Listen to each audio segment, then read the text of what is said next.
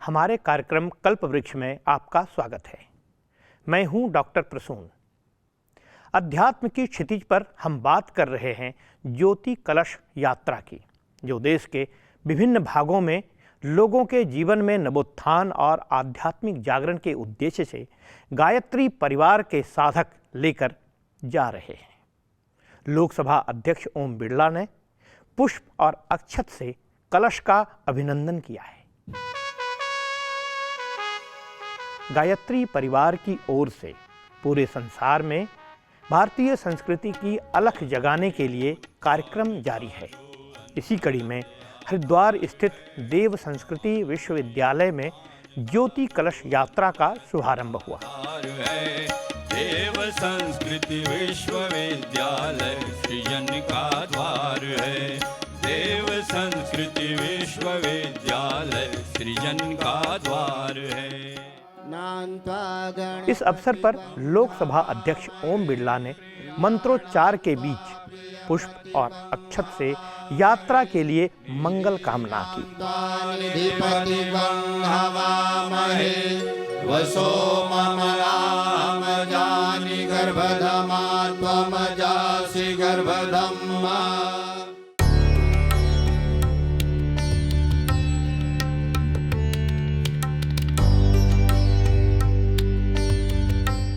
अंधेरों के साम्राज्य को मिटाने के लिए दीपक तो जलाना ही होगा।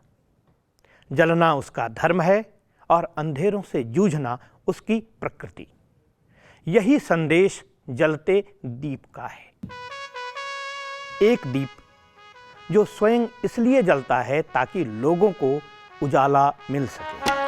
मानवीय उत्थान का जो अनवरत आधार है, मानवीय उत्थान का जो अनवरत आधार है, देव संस्कृति विश्वविद्यालय सृजन का द्वार है। कुल गीत के साथ मानवोत्थान की परिकल्पना को साकार करने वाली ज्योति कलश यात्रा और इसके लिए संकल्पित देव स्वरूप लोगों का हार्दिक अभिनंदन। जय गणेश जय गणेश जय गणेश देवा, माता जाकी पार्वती पिता महादेवा।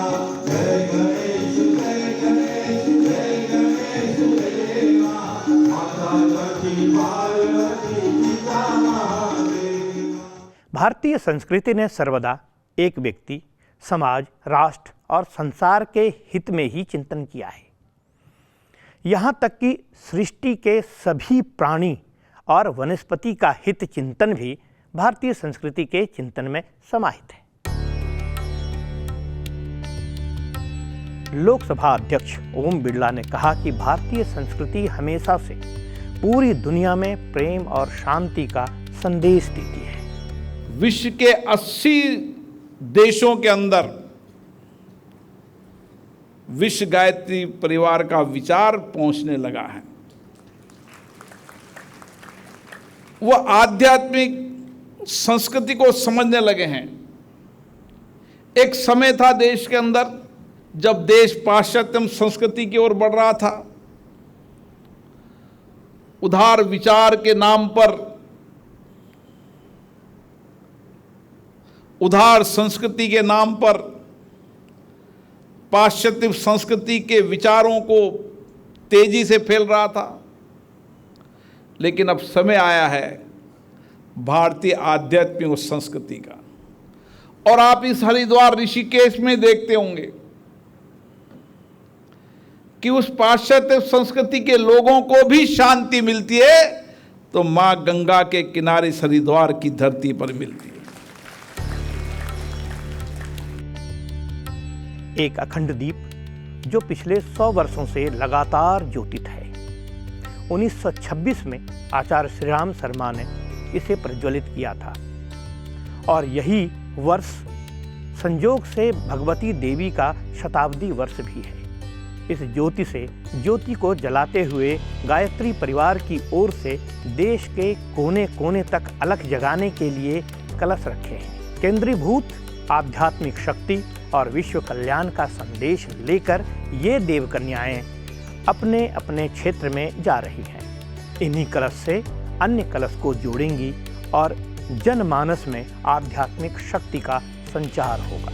धरती के कोने कोने में गली गली में जाएंगे, कभी हवाओं से मुरझाई गली गली बिकसाएंगे। गुरु का चिंतन दुखी मनुष्यता की शीतल रसधारा है।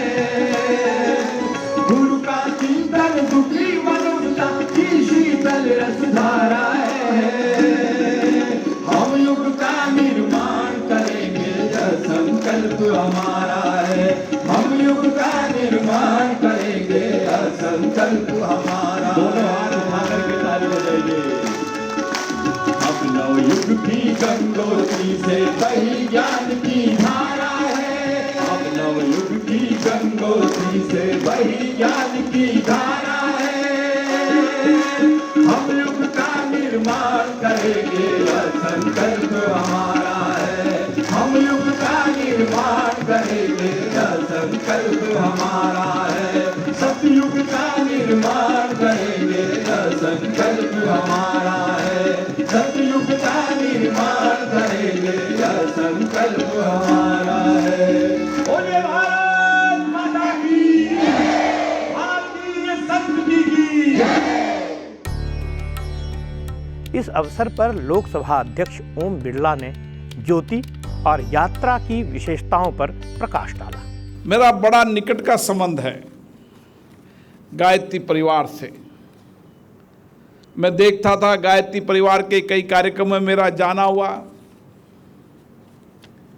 गायत्री परिवार का हर व्यक्ति जिसके मन क्रम वचन के अंदर भारतीय संस्कृति आध्यात्मिक ज्ञान है, आचार्य गुरु का आशीर्वाद है, माता की वंदन वात्सल्य का प्रेम है, वो इस लक्ष्य को पूरा करके ही छोड़ेगा। और इसीलिए आचार्य और माता जी ने अखंड ज्योति जलाई थी। इसको प्रचंड करने की जिम्मेदारी हमारी है। और इस प्रचंड करने का दायित्व लेकर हम यहां से निकले हैं। और मुझे विश्वास है इस देश को अगर आध्यात्मिक संस्कृति को बदलना है तो लोगों की जिंदगियों को बेहतर करना है, तो हमें आचार्य का संदेश जन जन तक पहुंचाना होगा। इस कार्यक्रम का स्वरूप अणु में विभू के समान है। एक मंत्र और सीमित समय में दिख रहा यह कार्यक्रम असंख्य लोगों की आस्था और अपरिमित क्षमताओं को समेटे हुए है, जिसे लेकर इस यात्रा की तैयारी हुई है।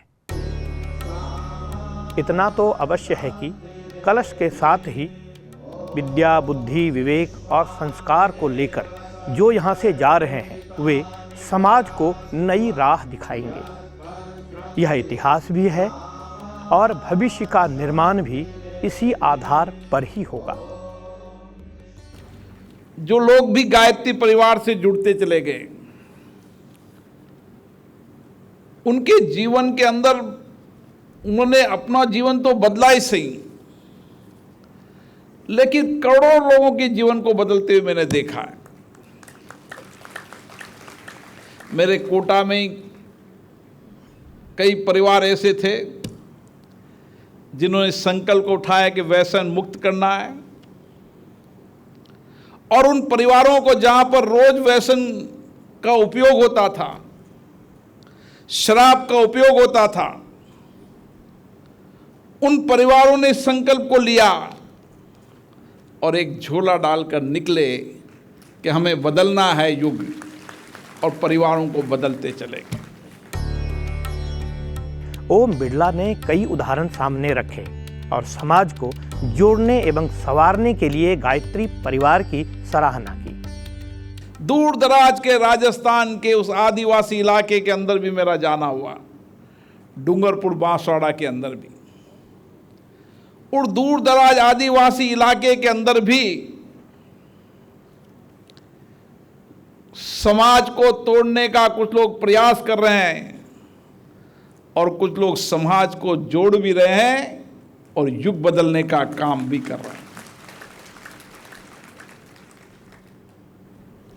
और इसीलिए आज जो यहां से अखंड ज्योति चल रही है, ये पूरे देश के हर राज्यों के अंदर,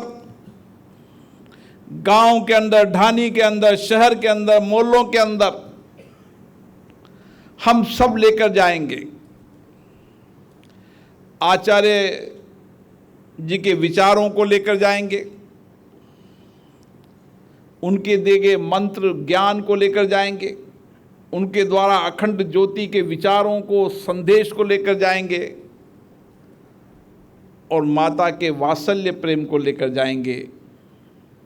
मुझे विश्वास है, भरोसा है, जो संकल्प हमने लिया है कि युग बदलना है और युग बदलने की जिम्मेदारी विश्व गायत्री परिवार की है।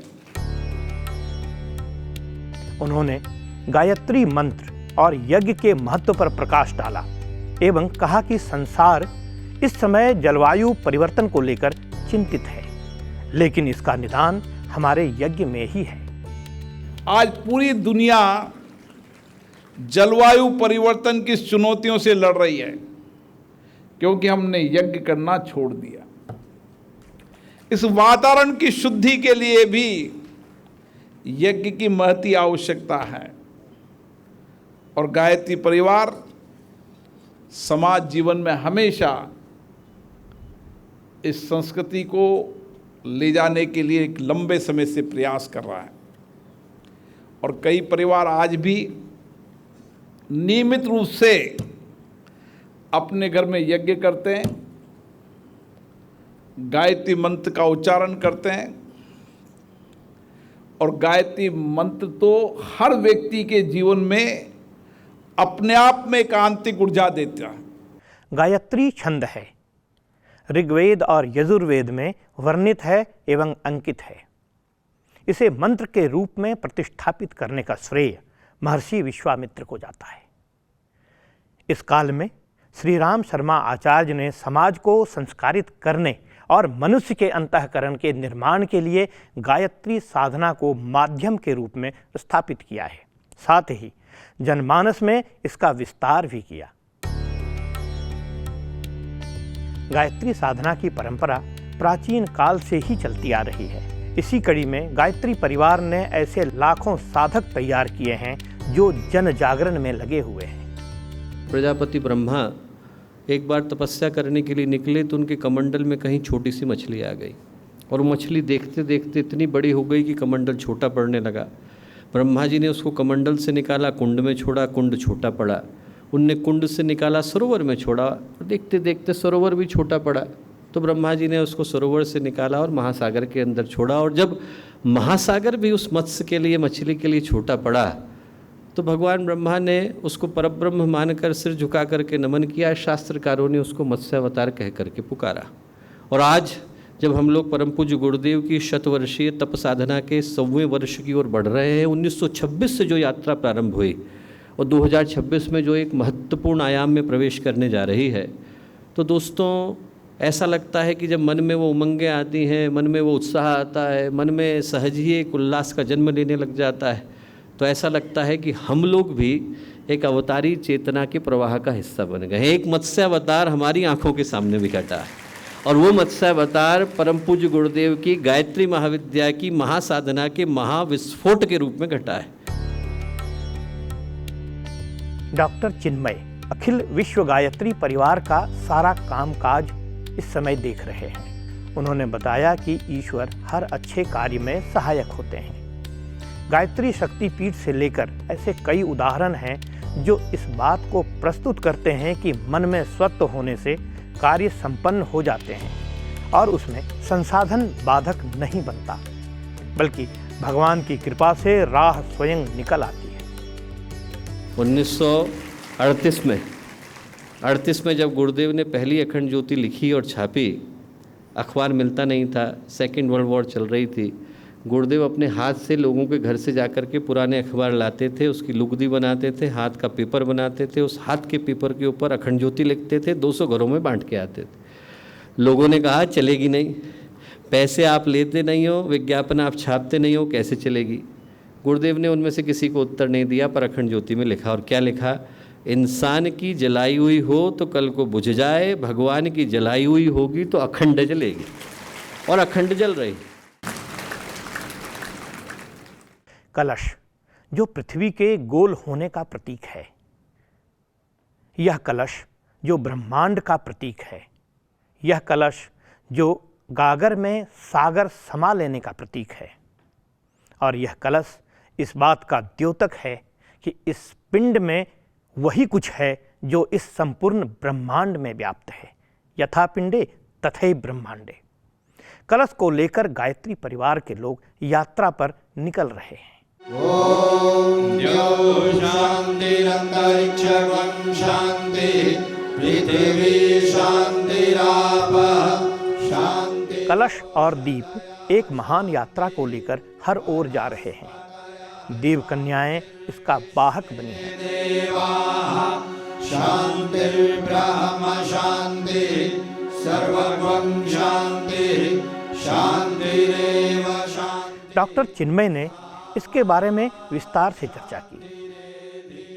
जब हम लोग इस ज्योति कलश यात्रा के भाव को लेकर राजस्थान के कोने कोने में, पूर्वोत्तर के कोने कोने में, बंगाल के कोने कोने में इन यात्राओं को लेकर के निकल रहे हैं, तो इनके पीछे का भाव एक ही है।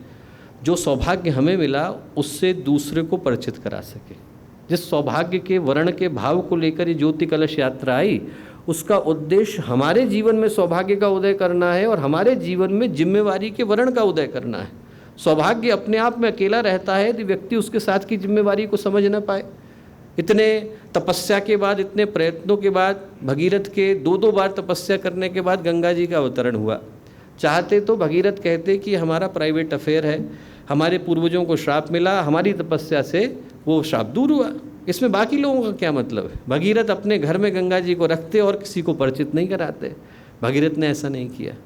भगीरथ अपने घर से निकले, गोमुख से निकले और गंगा सागर तक उस गंगा जी को छोड़ करके आए और रास्ते के 2000 तीर्थों को शुद्ध करते हुए गए। वही कार्य आज आप लोगों को करना है दोस्तों। ज्ञान की गंगा का अवतरण हमारे घर में हुआ, गुरुदेव आए, हमारे जीवन में सौभाग्य का उदय हुआ, पर वो सौभाग्य अधूरा रह जाएगा यदि सिर्फ हमारे घर को रोशन करके जाता है। हमें औरों के घर को रोशन करने के लिए निकलना है।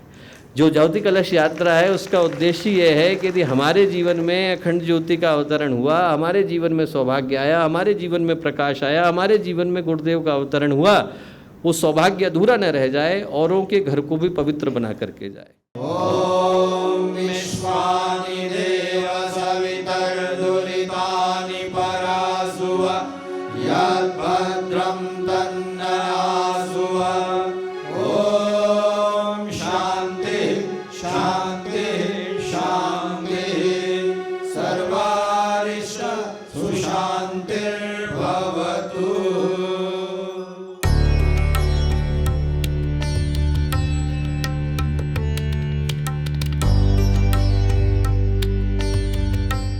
शांति और प्रेम का वातावरण, संघर्ष मुक्त जीवन, सुखी समाज अर्थात सतयुग का पुनरागमन, यह काम हम सबके घर से ही शुरू होगा। इसके लिए गायत्री परिवार नवजागरण की तैयारी कर चुका है। लोग इससे जुड़ते जाएंगे, अच्छे संस्कार वाले लोगों की श्रृंखला बनती जाएगी और यहीं से विश्व कल्याण का मार्ग खुलेगा। तो कल्पवृक्ष में आज इतना ही। बने रहिए संसद टीवी के साथ। नमस्कार।